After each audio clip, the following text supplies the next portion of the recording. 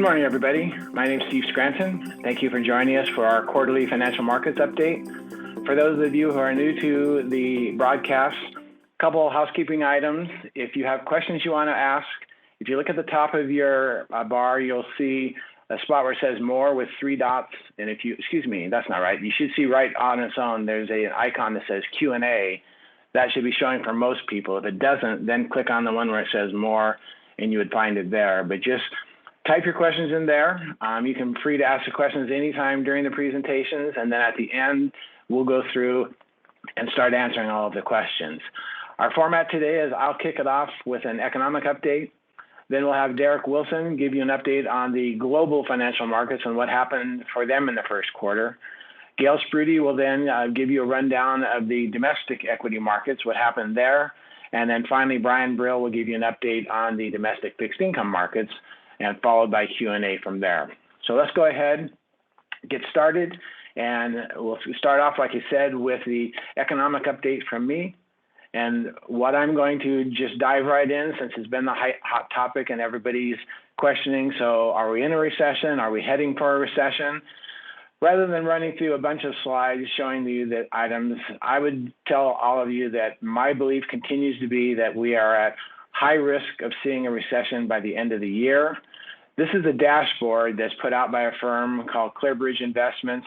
It's 12 different economic data points that have had a solid track record previously or historically for forecasting recessions 12 months out after the overall signal turns to a red. So you can see that in June of last year, everything looked fine. We were still green. Then as we got into July, things started to deteriorate some until we get to August then, and then the signal switched to a red, warning for a recession.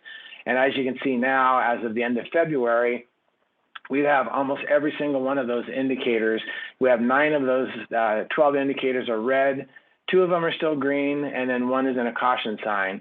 So if we're just using history and saying that's a general guide, August is when the signal flashed. That would indicate August or September of this year as to when we could see us sliding into recession. And that, in my view, is really what I'm looking at as well, is thinking that it would be sometime in the second half of the year, primarily because of the situation with the consumer. I recognize we still got the story, and some people have said, well, you can't have a recession if jobs growth is still ticking along. I think we may discover that this recession may be different than the others, that we may actually have a recession, but not have a huge unemployment rate because of the gaping labor shortages we still have for a lot of areas there. But let me show you my logic of why I say I think the consumer is going to be the reason why we head for recession. If we look at this graph, this is a graph of what we call real average weekly earnings, which what it means is that average weekly earnings, the growth rate minus the inflation rate. And what we have seen is that for 24 consecutive months, consumers' expenses have been rising faster than their wages. So they've had this deficit or this gap there. And on its own, you'd say, well, if they didn't have any other resources, they would have to immediately start cutting back. They haven't started cutting back yet, and that is because they do have some other resources that they haven't exhausted yet. So what I look at there, we all know from the pandemic crisis that a lot of people, a lot of citizens received or had things happen that gave them the ability to save money. It might have been for the lower income, the extended unemployment benefits paying them more than what they used to make as a wage, so they may have set some of that aside. We've seen the 3 fiscal stimulus checks for anybody making $75,000 or less, and there is a lot of those people that were still working full-time but got the stimulus check because their income level, it was purely an income measure, not checking to see if you were employed. We also had the case then that student loan debt was suspended. So your student loan payments for people who had student loans didn't have to make those payments, could have been setting that money aside then or spending it. I think they did a little of both. Same for rent moratorium. You didn't have to make your rent payments for a period of time, and even for mortgage forbearance where you got to delay your mortgage payments. So I think those are some of the things that have allowed the consumer to keep spending, even though they've got this negative gap between their expense growth and their wage growth.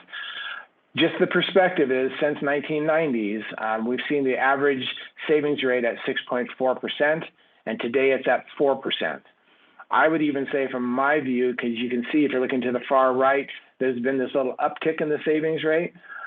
In my view, I think that may be the signal for the consumer is I'm not willing to take my savings rate down to zero. I need to keep some type of a cushion in case an unexpected emergency happens.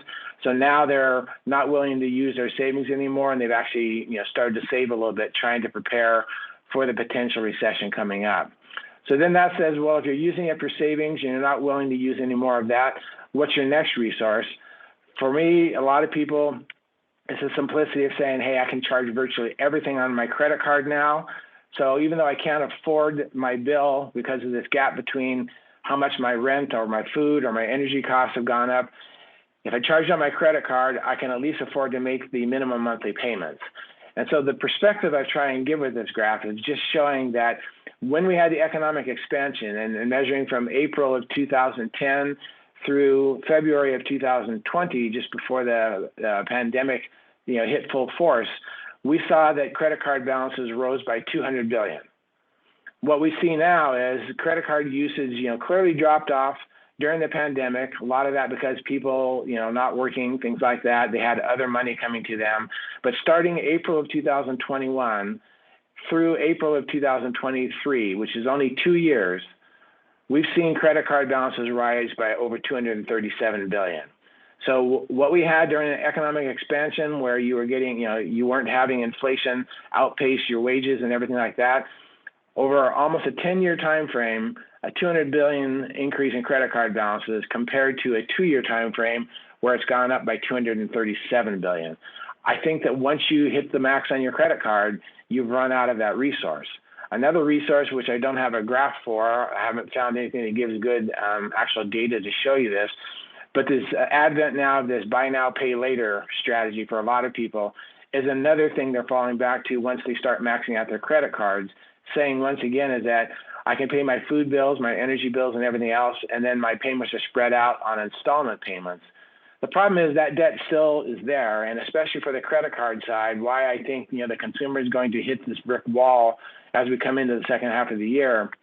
If you've only been making your minimum monthly payments, you've been seeing your credit card rate itself going up as the Fed raised interest rates, but you've also seen your unpaid balance growing. So you're seeing more and more of your paycheck now being consumed by having to make those minimum payments. So that is the primary reason why I argue that I think that the consumer is going to be hitting that maximum point that they're saying, I can't really take out a home equity line because, I can't qualify now, or the rates are too high. I can't get any more credit cards because we see very clearly from the Federal Reserve data that banks or financial institutions as a whole have dramatically tightened their standards for people to qualify for a credit card. And as I pointed out, you can't use savings anymore once you draw that down to zero. So where I would say, and I don't have a crystal ball, but if I'm trying to envision how would this recession shape up to be, I think we can see the case where things are still going along the way they've been going, where it looks like we've got positive growth in the first quarter. All the estimates right now are in the 1.5% to 2% range. Maybe continued positive growth, but much slower in the second quarter. And then when you hit that wall that I've used up my savings, I've maxed out my credit cards, then you have to start making those spending cuts, and we could see that drop-off happening fairly quickly. So I wouldn't make an argument that it's going to be a slow, gradual descent into a recession.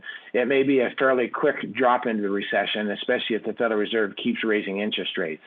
And that really is the target. What I've tried to tell people over and over again, the Federal Reserve's goal is to slow demand. And the way you slow demand is make it more and more expensive for businesses and for consumers to borrow to the point where they just can't do it anymore. And I think that's what we'll have to continue to watch.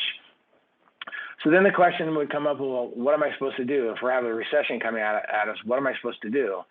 And, the one thing I always tell people is, look, a recession is unique to each person. Each of you is going to have a different strategy. My basic message is now is the time to be planning to try and get ahead of the process.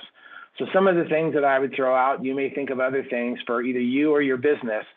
Now is the time you need to be very careful about taking on new debt. It may seem like, okay, I can, if I can qualify, I'll take out another credit card, but that's just delaying the pain to come down the road, and it's still going to hit. So I would say, make sure that if you're looking at new debt, if it's for a business, it's for a project, and the project pencils, and you say it makes sense at these rate levels, that may make sense to take on that debt because you're going to have a productive asset that's created. But if you're doing it to pay your bills, to go on vacation, stuff like that, that's where the people, when a recession hits, those are the people that'll get hit hardest the first. The other thing I would say for a lot of the industries, especially for construction, for manufacturing, but even some of the service industries, don't assume if you've been getting extra pay, whether it's a bonus that you're getting paid, whether it's incentive compensation you're paid, overtime, commissions, longer hours, any of that type of above and beyond your base salary.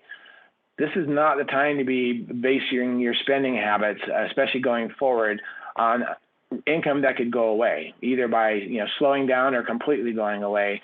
And I know we've seen that historically in the past. One of the industries that I've seen a good example, just because I have friends and family who have been in that industry, the construction industry, you start to get a little worried when you start to see all the workers showing up to work in brand new trucks and find out that, they took out a loan to do that and they based it off of the extra overtime and everything else they've been making. So that's the type of thing you want to avoid, and just don't rely on that extra pay. Bank it to the side so that when the recession hits, if everything slows down, if your sales are hurt or if your income is hurt, then you've got that backup plan to be able to say, I wasn't living off of stuff that now has disappeared. The other thing I would say, especially for businesses, but even for consumers, run the analysis, be objective now when, we're not in a recession yet, and ensure that you have enough liquidity sources available. That may be for individuals or for businesses, you may be holding more cash, maybe reaffirming or establishing lines of credits, anything like that. I think, while you can be objective about this, making objective decisions is the time to do it rather than waiting for the recession to hit. And then you're starting to make emotional decisions because you're getting impacted so much. I also say, and I'm not trying to do a sales pitch for the financial institutions, but I think it's critical that you have to have a solid relationship with your banker. We saw that very clearly during the pandemic crisis, that the Paycheck Protection Program, if you had a good relationship with your banker, you were able to get your applications processed. Otherwise, you found out that you may be at the back of the line because all the big businesses were getting served before you were. So I think that's something you need to pay attention to as well. And then pay attention to your customers. Make sure this is the time where you're adding value for them and you're not just trying to do transactional business where they have no loyalty to you. Talk with your suppliers, because I think, the worst thing you want to have happen is that you're well prepared for a recession and then have your supplier go out of business and leave you in the lurch. So this would be the time again to try and identify alternative sources. So you've got a backup plan if you have to use it. Hopefully you never do, but at least you're ready. And then the core thing I say is stick to what's made you successful. For a lot of you with your businesses, you've been through recessions before. Think of what you did to prepare for those, how you got through them, what lessons you learned from them, and get ready for the next one. Because the last things I would tell you is that, recessions are a natural part of the business cycle. And I don't think that they should be feared if you prepared in advance. What it is for well-run businesses, recessions almost always give you great opportunities as competitors fall, things like that. So I think, again, just because I'm telling you I think a recession's coming down the road by the end of the year doesn't mean you should panic or hide under your desk or anything like that. I've always said have an economic disaster recovery plan, just like an environmental disaster recovery plan. That's just kind of, what do you have in your toolbox so that when the recession starts to approach, you have the tools to deal with it. I would very clearly say believe what you're seeing around you for your business and everything else, and don't pay attention to what the media is saying, because we know that negative news sells, and the media is always going to be pushing the negative news to try and keep your attention. And then the last thing I would say is, beware of the self-fulfilling prophecy. If you suddenly start acting like we're already in a recession and start making radical changes, enough people start doing that, and guess what? We will be in a recession far sooner. So I think that's the feedback I want to give you. I just continue to say, look for the opportunities, because they will always come around when a recession hits. And that's the things that well-run businesses enjoy and benefit from, even though nobody likes to see a recession happen. So I'm going to leave it at that, and I'm going to turn it over now to Derrick Wilson so that he can give you an update of what happened in the global financial markets over the last quarter. So Derrick, over to you. Great. Thanks, Steve. So as we look back over the first quarter, we saw another positive quarter for stocks and bonds, albeit with some volatility.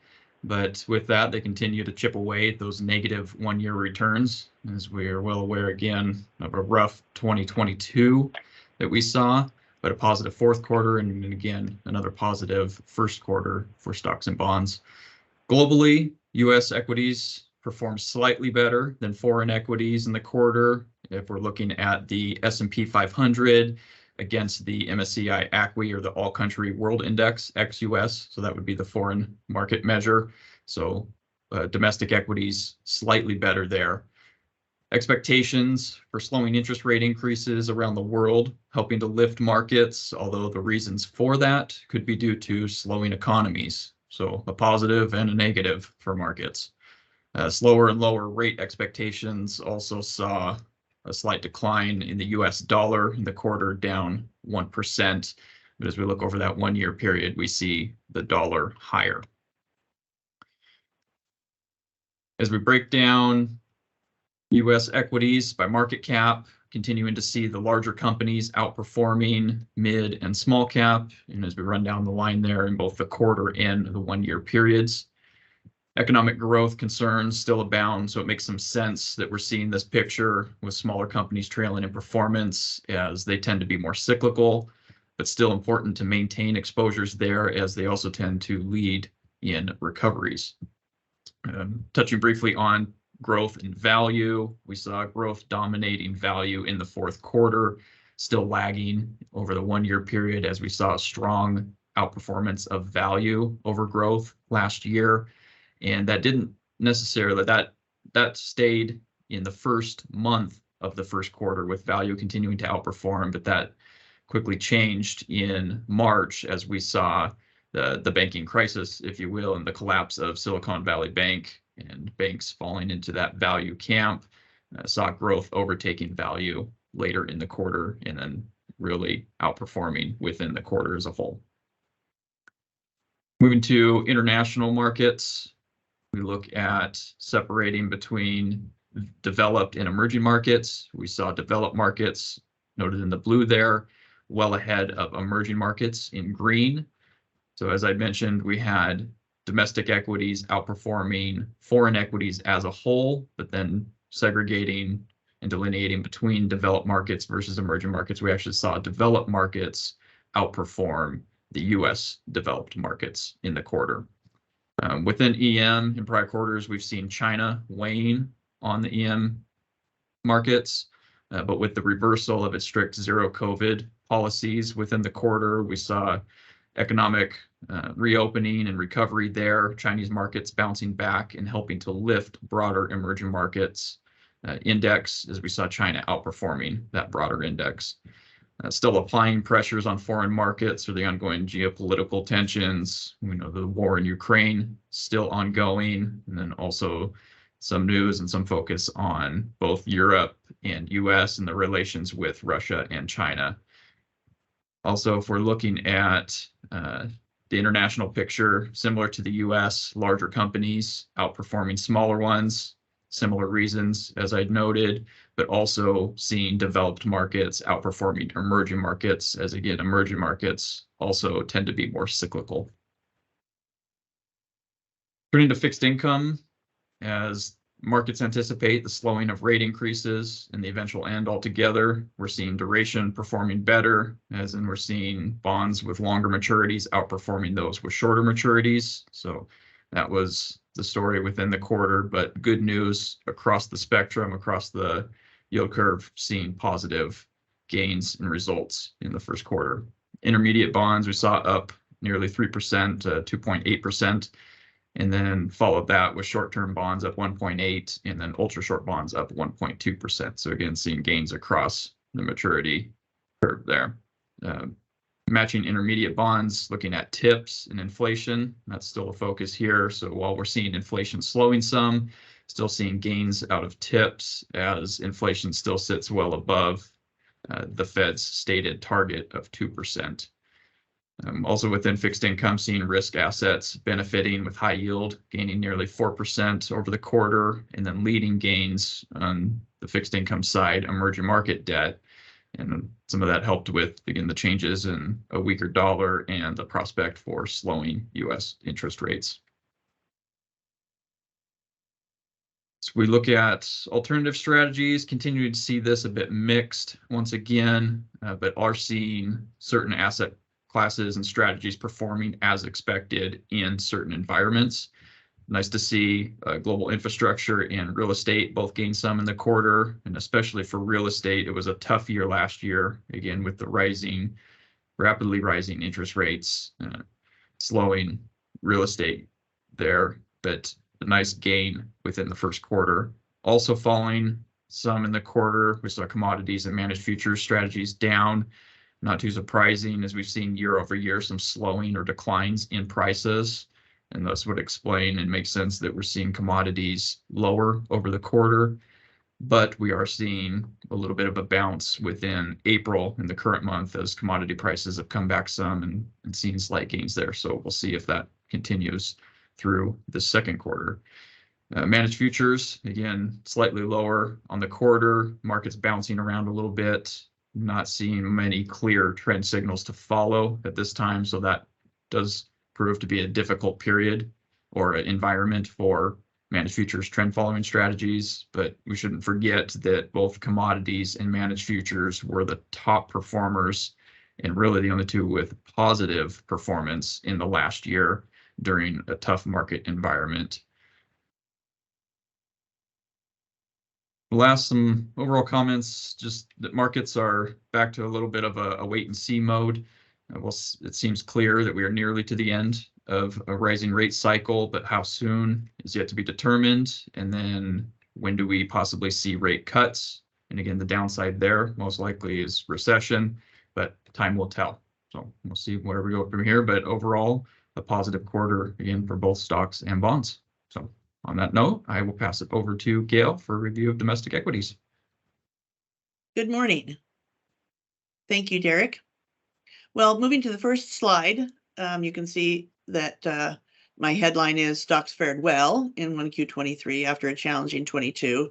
It certainly was an interesting quarter for the stock market. In my head, I like to call it the tale of 2 months, and then there was March. The year got underway with a surge in investor sentiment.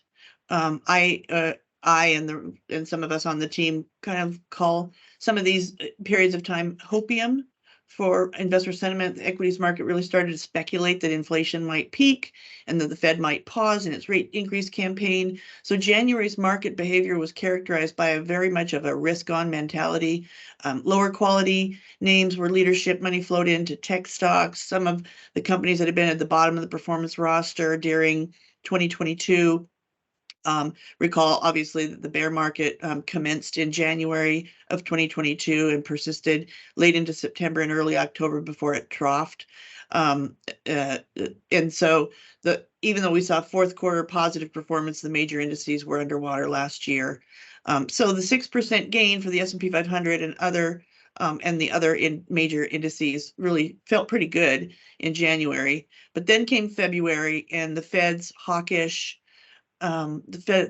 rhetoric around further rate increases to fight inflation and persistent inflation, and the view that the terminal rate might even go beyond 5% or 5.5%, and some were even calling for 6%, really kind of rattled the markets, the equities market, and the hopium risk-on mentality turned to a risk-off. And so you can see in this chart here, we saw a surge in January that then unwound in February as that kind of risk-taking mentality backed off and the flight to safety and quality came back into investor perspective. Then came March and the unanticipated banking industry turmoil. Pretty much we've all heard about the Silicon Valley Bank, Signature Bank, Silvergate, Credit Suisse, Deutsche Bank, all the struggles, although Deutsche Bank it hasn't been taken out yet. The others have folded. So it really turned to a flight to safety and quality, and the market really pulled back in early March. But then as it looked as if that banking situation wasn't going to develop into a contagion, that really led the markets to rally toward the end of March. And what was interesting during March, particularly, mega caps were very much leadership, and there was kind of a perception of flight to safety in tech stocks because they are secular, longer growth duration names. Their valuations have come down. They've done cost cutting. So it was sort of interesting that tech might be an area where the market deemed as a flight to safety play, but it certainly framed the performance for the quarter. We had the Dow up 0.9% for the quarter, the S&P up 7.5%, the NASDAQ leadership up 17% as that mega cap and tech rotation occurred, and then the Russell 2000 up 2.7%. Moving to the next slide. This is the 12-month chart of the VIX, the CBOE Volatility Index, which represents the market's expectations for volatility in the coming days. As you can see, the VIX declined during the hopium January rally and then surged when the market rotated back into risk-off mode in February, spiked much higher when the banking industry turmoil erupted in March, and then declined as concerns eased whether there might be contagion amongst the banks. Moving to the next slide. I thought it'd be interesting to look at value and growth. There's a lot of discussion over time, whether value is leader, growth leader, those kinds of things. And so I'm going to show you how the two styles performed in the first quarter, but then I also want to show you a little bit of historic behavior too. So during the first quarter, growth provided leadership over value, with the S&P growth index up 9.6% compared to value's 5.1% gain. Thinking back to the last slide where I noted that the NASDAQ and mega cap stocks provided the strongest performance, it's not a surprise to see that growth came on with a surge during the first 3 months of the quarter of the year. If we look at the next slide, on the left side, you see the growth and value style performance for 2022. And then the right side is the performance between December of 2011 and between December of 2011 and December of 2021. You can see that during 2022, value crushed growth. Value was down 5.2% versus growth down 29.4%. Not surprising as we went into a bear market and a flight to safety and quality and defensive names. And so that really characterized, that characterization really drove the growth value gap and differential. Looking to long-term performance, growth was a far outperformance leader during the decade of quantitative easing, easy money, and the extremely low rate environment. Growth had a gain of 19.3%, which outperformed value's performance of 13.2%. So it remains to be seen who will prevail in leadership as we commence through the year. If we do indeed go into a recession, it would certainly not come as a potential surprise if value started to surge again, but much remains to be seen. And there's always that old speculative hopium quality in investor sentiment in the equities market. So we'll see what that brings in the coming months. Moving to the next slide. I won't spend a lot of time on here. You can see I've highlighted in green the top 3 sector performers, and in red the bottom 3 sector performers. Some of the more risk-on growth, secular growth, kind of higher valuation names reside in communication services and technology. So not surprising that they were leaders. Kind of a speculation that a Fed rate increase, a Fed pause or pivot could reduce the idea of a recession, kind of fueled some rotation, speculative rotation into consumer discretionary, but remains to be seen whether that has staying power. The bottom of the barrel performers were energy, which crude prices remained persistently high throughout the quarter. The banking turmoil in early March leaves it to no surprise that the financial services sector was underwater. And then we saw that healthcare was also kind of a bottom performer as flight to safety rotated out of healthcare and into big cap tech names. Next slide is the rundown of the worst performer in the large cap strategy. Comes as no surprise that it was one of the bank stocks. PNC is a sort of a super regional bank, and regional banks were among the worst performers during the quarter really heavily penalized in March. We are continuing to hold PNC. It's a high quality company, very well run, very conservatively managed.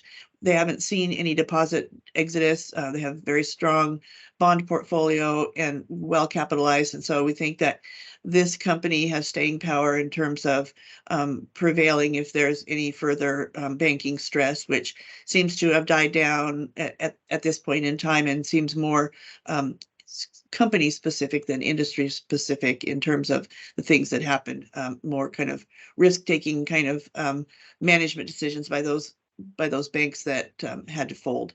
So we're going to hang on to PNC on the buy list for now. Moving to the next slide. These are the best performers during the quarter. As you can see, the idea of mega cap and tech and leadership in terms of market cap and so forth really kind of permeated the leadership board. AMD is a semiconductor company. Palo Alto Networks is a cybersecurity company, and Apple, of course, as we all know, is a hardware and device company.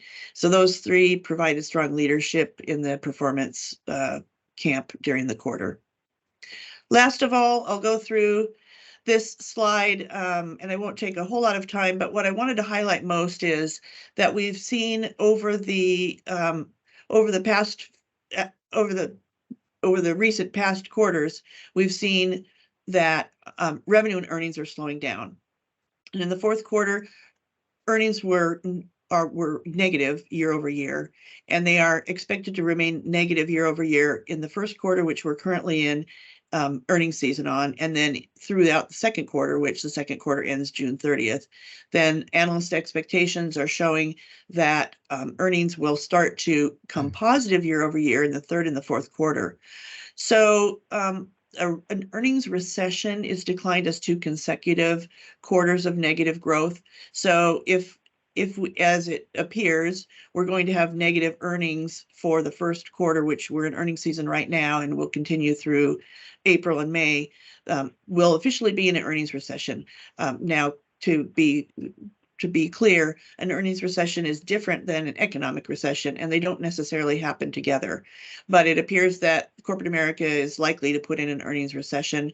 What I think is interesting as we listen to Steve's commentary and outlook on where the economy might go, if indeed we do hit a recession sometime late in the year or early in 2024, it will be interesting to see whether or not these estimates for turning to positive growth have staying power, or whether those will come under pressure.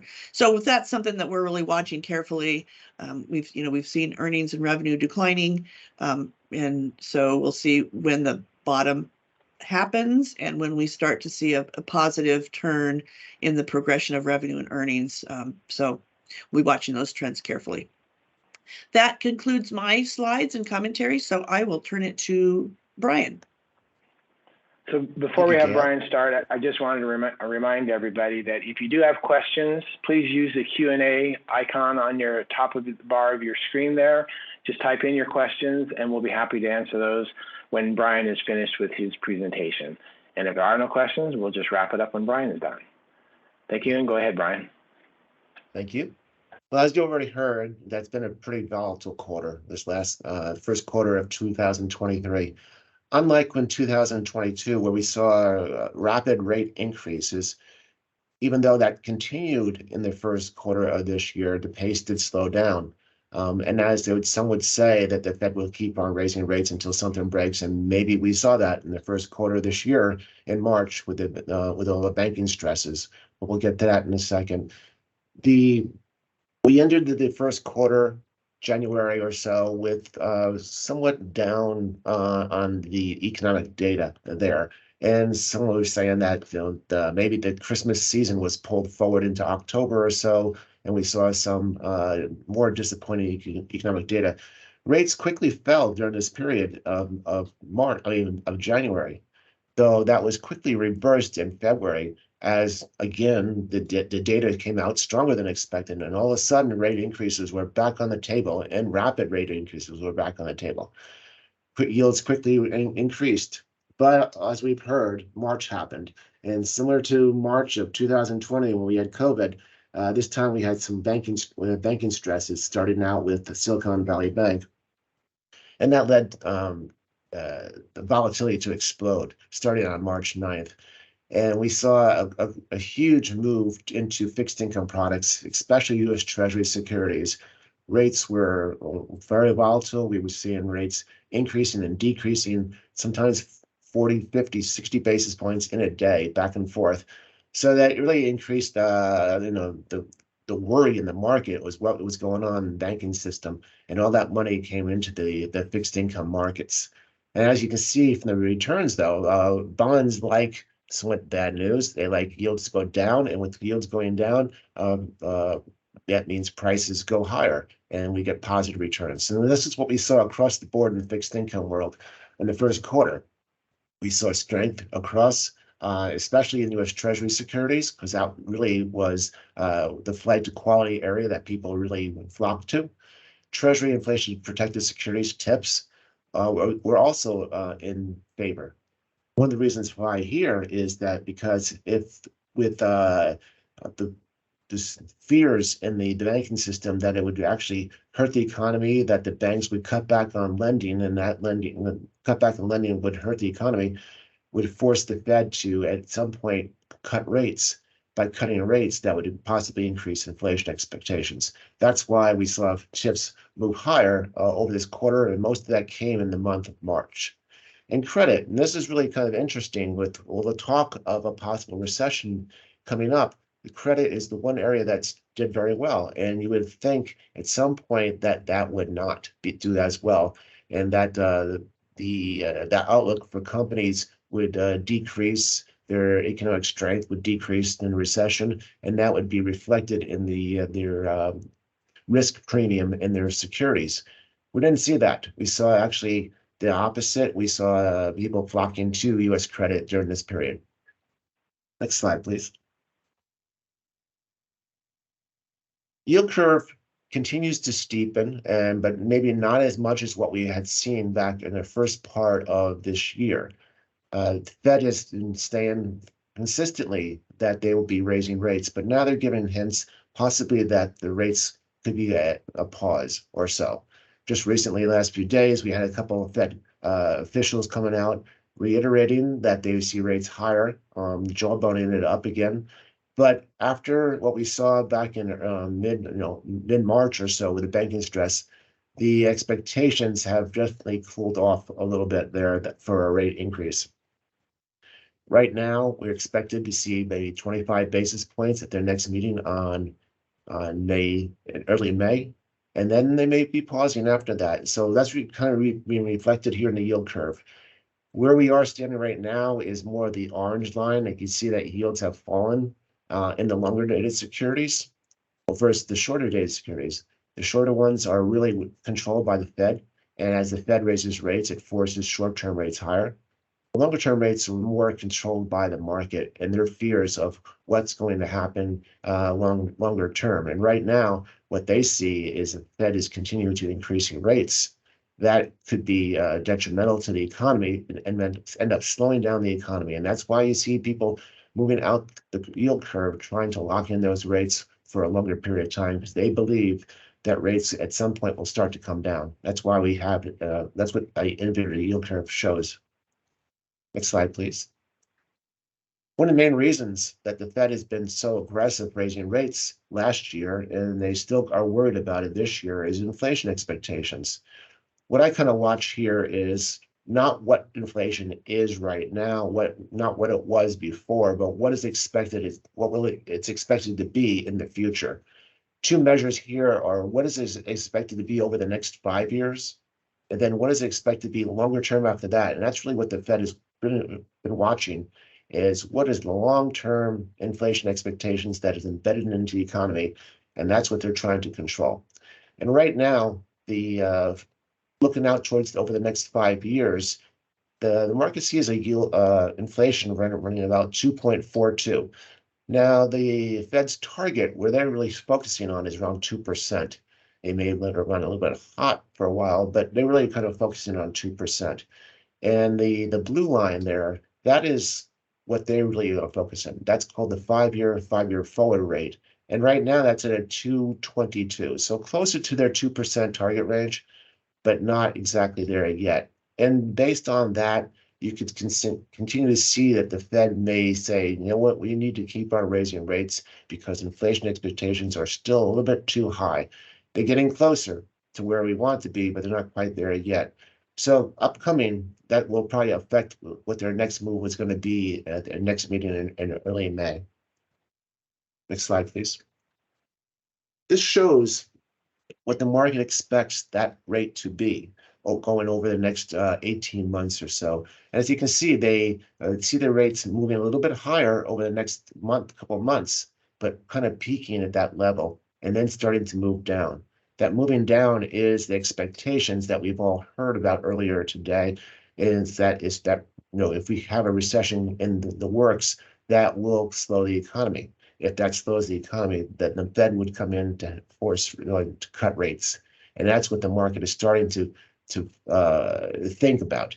It was actually more dramatic back in mid-March when all the banking stresses were hitting, but it's eased up somewhat now. It's kind of moved a little bit higher, but still the general level of it, the way it's looking is that yields will be probably moving lower in the future.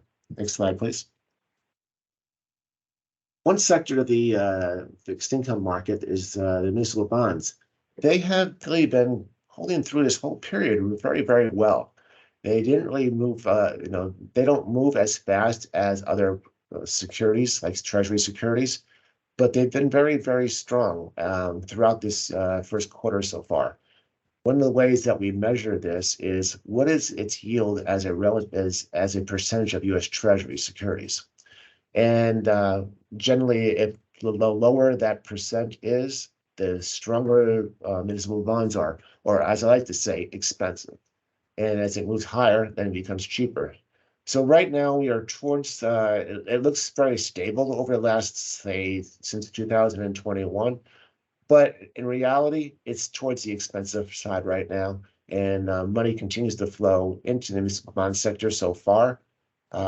We're seeing low supply, and of course, with the banking stresses there, the fear that could slow the economy also brings yields lower. Next slide, please. So, kind of recapping, what were the disappointments? Well, I just mentioned municipal bonds.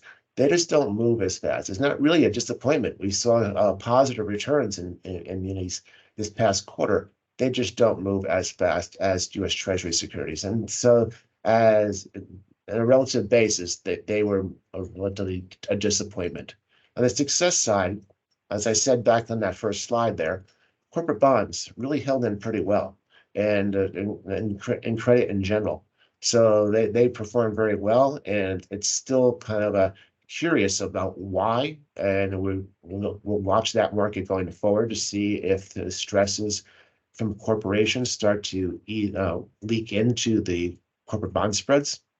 See. Another sector that did very well was Treasury inflation protected securities. Those are TIPS. That was the expectations for higher inflation that I talked about. If the Fed is going to come in at some point to cut rates, inflation protected securities should do very well as inflation expectations increase.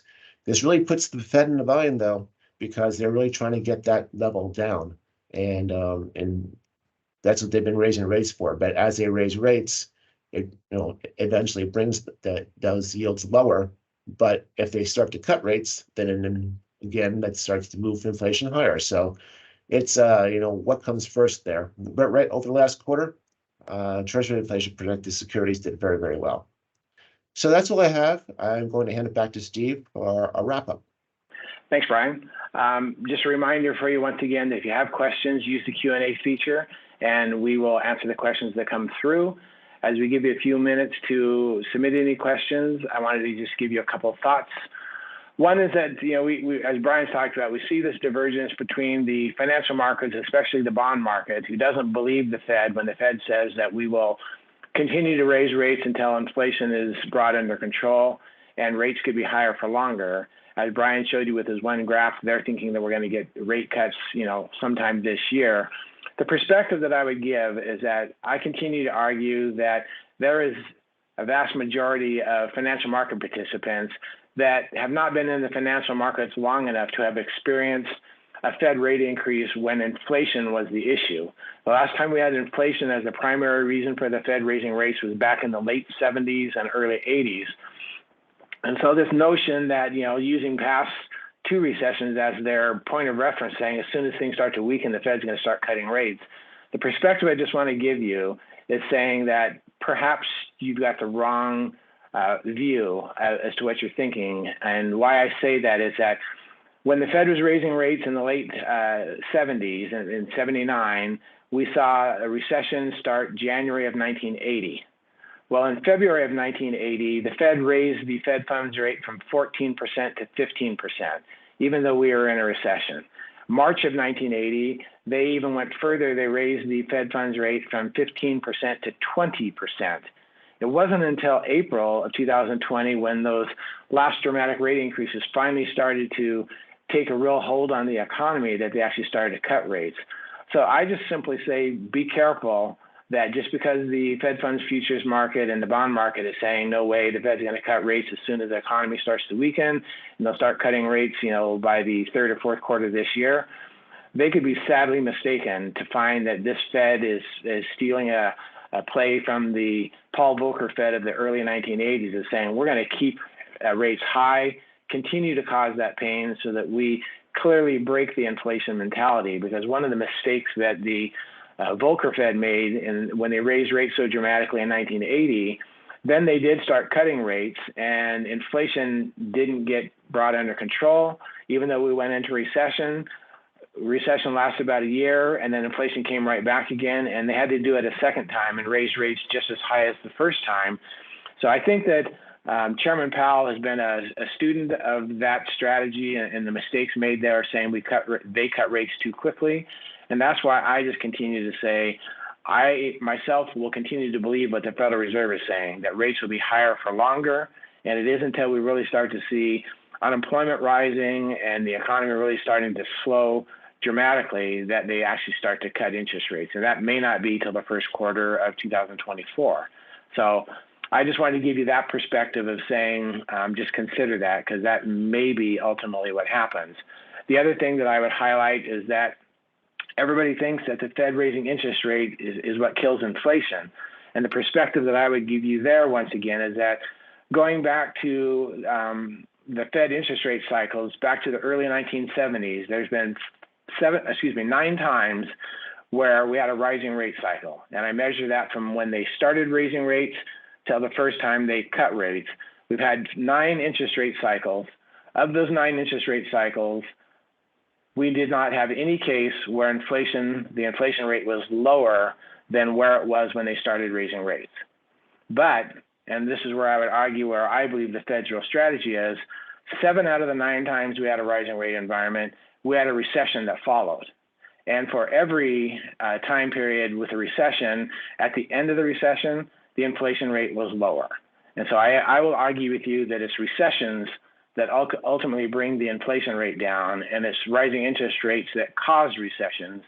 So the Fed can never publicly say, hey, one of the tools in our toolbox is when inflation starts to get out of control, we'll just put the economy in a recession, because they'd have Congress all over them and everybody else all over them. But I do believe that the Fed fully understands their actions and fully understands that their actions will probably cause a recession. And they're fine with that because they want to see this inflation mentality be broken.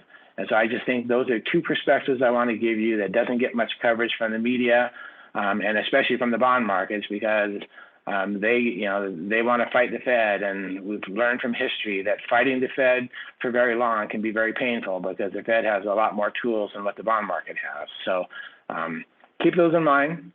I don't see that we've had any questions submitted, and that's perfectly fine. So we'll go ahead and look to wrap up. One thing I want to warn you about is that we have recorded this session, but unfortunately, because we've just converted from WebEx being our platform for doing webinars over to Microsoft Teams, I forgot when we usually start a half hour early for the participants to make sure all of our audio and video is working and things like that. I forgot to turn the recording off during that time period, because with WebEx, you had to manually start the recording. For Teams, it automatically starts when the WebEx starts. So when you get the copy of the recording, just fast forward to about the 30-minute mark. Otherwise, you'll hear about 2 or 3 minutes of us getting everything set up, and then you have music playing for the next 28 minutes or so. So unless you like the old-time music, I would just simply say, use a slide bar, slide it over to about the 31-minute mark, and that's where the actual presentation starts. So we'll do better for next time, but I had just forgotten that, oh, wait a minute, I got to stop the recording because it automatically starts, compared to the other version. I have to remember to start the recording.